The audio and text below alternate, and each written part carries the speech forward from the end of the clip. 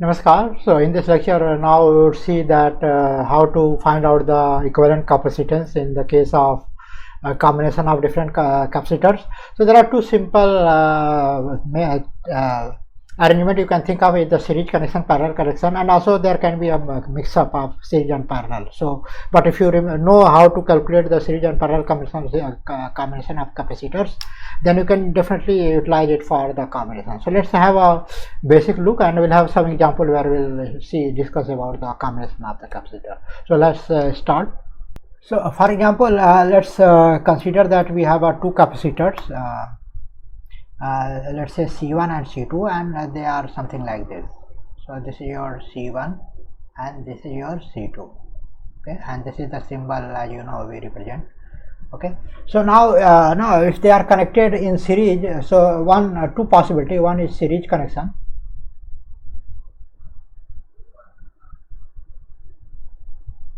and the second is parallel connection, right?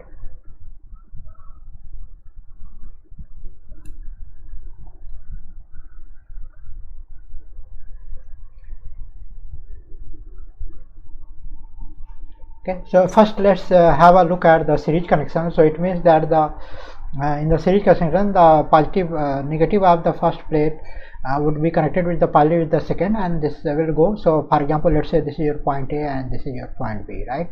And I want to find out that what would be the equivalent capacitance for this C1 and C2 which are connected in series. So let's say there is an intermediate point C here.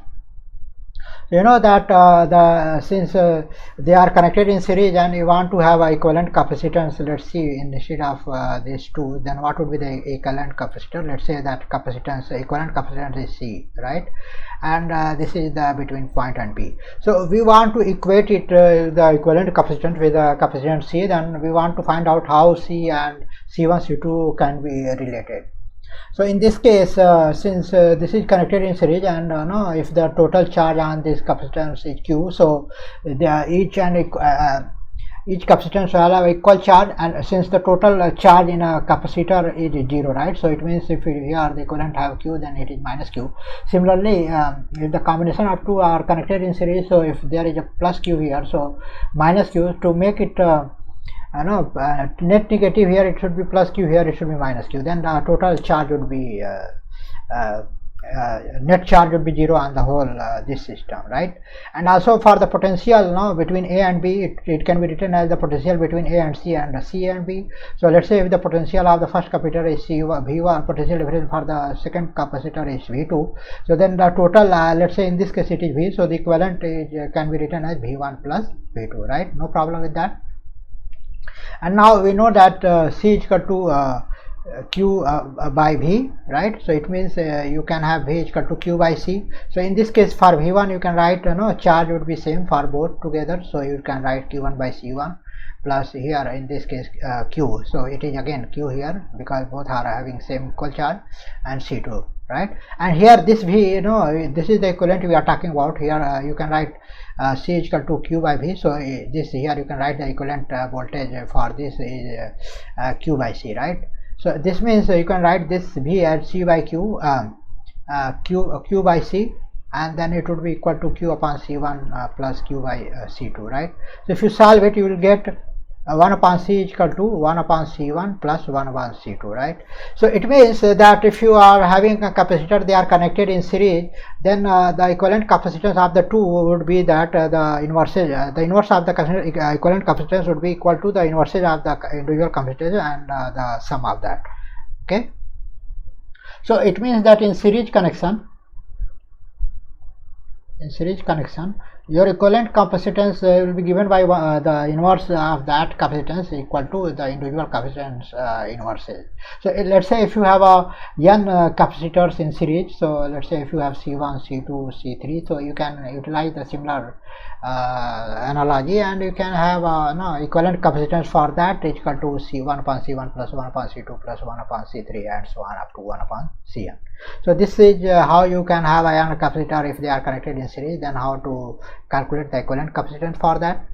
Now let's move further and let's discuss about what is the condition 2 where we want to calculate for the parallel connection, right? So in parallel connection, what would happen if you have a two capacitor like this, right? And this is your, and it will be positive will be connected with the positive and negative will be connected with the negative. Okay, and let's say this is your 2 points A and this is your the terminals B, right? So this is your parallel combination. Again, you can extend up to many n capacitor like this, but let's solve the for 2 and then you can generalize it for the n capacitors.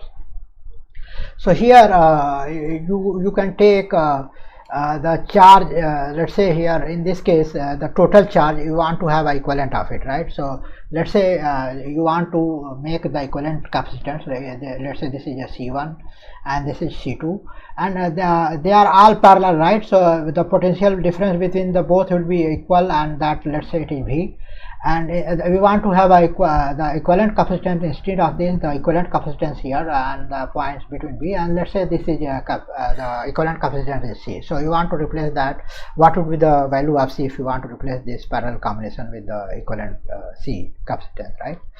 And as we see that the potential difference between between these 2 points is V, so the charge here, the equivalent charge in this case, let's say if it is total Q, and then potential remains same in both cases. So as you see, C is equal to Q by V. If the potential is same, it means then the two potential the charges between the two capacitor will divide based on their capacitance. So let's say here it is a Q1 and here the charge is Q2. The total charge here, equivalent charge, would be what? It would be the divided one. The total charge would be Q1 plus Q2.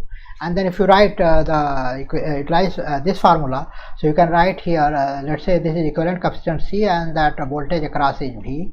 In this case, Q1 would have a C1 capacitance, voltage same, and here it would be C2 and voltage same, right? So if you solve it, you will get the V will be cancelled out, and then you will have C is equal to C1 plus C2. So this is when you have a parallel connection, then how easily you can calculate that what would be the equivalent capacitance for the parallel connection. So it means then if you have a series connection, then the equivalent capacitance would be given by 1 upon C is equal to 1 upon C1 plus 1 upon C2 plus and so on if you have n capacitors. And if you have a parallel, then you can have you can directly add their capacitances like this, C is equal to C1 plus C2 plus and so on Cn. So this is the basic difference between series and parallel, how you can calculate and estimate the capacitances for the two combinations. Now let's have a very good example. For example, let's say we have a circuit given something like this. There are three capacitors as is given in your examples. Okay, and let's say this is the point between which we want to have a equivalent capacitance known, right? So let's say this is your point A and this is your point B. Okay, so if you see that across this point, so these three capacitors, let's say it is C1, this is C2 and this is 3Z, they will come in series and this will become in parallel to that, right? So this can be equated something like this. So we have let's say it is C4, so we can have a equivalent circuit which will look something like that. Let's say this is the C equivalent for the C1, C2, C3, C dash, and here it is your C4, right? And then you solve first for this three series combination and then find out this parallel combination. So this is how you can now find out if you have a combination of series and parallel, then you can usually solve for all series or parallel, and then you can get the final combination for that, right? So let's say if I want to calculate in this case, so the C dash can be given as it is in series, so it can be 1 upon C dash is equal to 1 upon C1 plus 1 upon C2 plus 1 upon C3. So you can have a C1 plus C2 plus C3 upon C1, C2, C3. So the equivalent capacitance C dash can be given as C1, C2, C3 upon C1 plus C2 plus C3, right?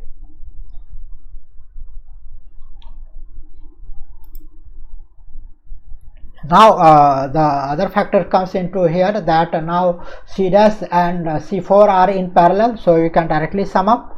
So the equivalent final capacitance can be given as C is equal to C dash plus C4, because C dash and C4 are parallel to each other. Okay, so it means then you can have C1 plus C1 C2 C3 upon C1 plus C2 plus C3, and plus you have a C4 here.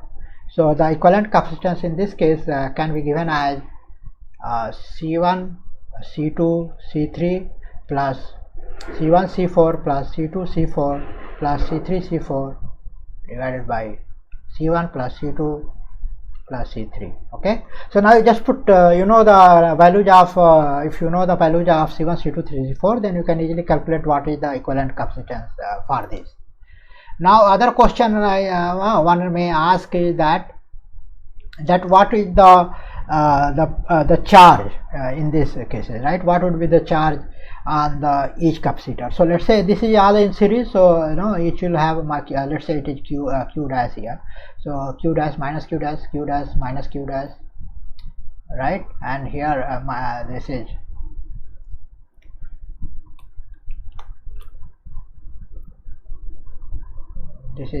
q dash minus q dash here, plus q dash minus q dash here, q dash minus q dash, right, if they are connected in series. So this is the charge combination, and here it is having, let's say, the another charge q. So you see that in the series connection each will have the equal charge and q double dash here for that other case. So you want to find out what is the charge q dash and q double dash. For q double dash, what is the charge on the capacitor 4, and this is the series combination, so each will have a full charge.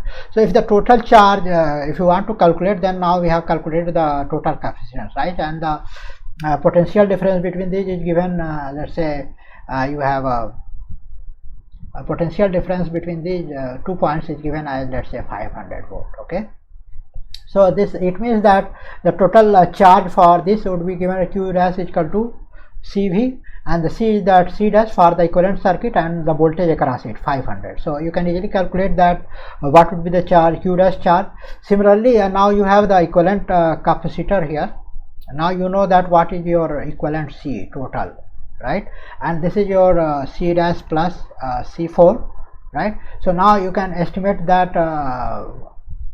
the total potential it will have a total at across C4 is what, 500 volt. So you can have a total potential in this case Q is equal to C4 into V, right? And then you can just multiply the value of C4 and put the value of voltage, and you can find that charge, right? So this is how you can calculate. You can have given some different values, but your conceptual understanding is important, that how the charge is distributed in case of series and parallel, and how to find out that if they are series in parallel.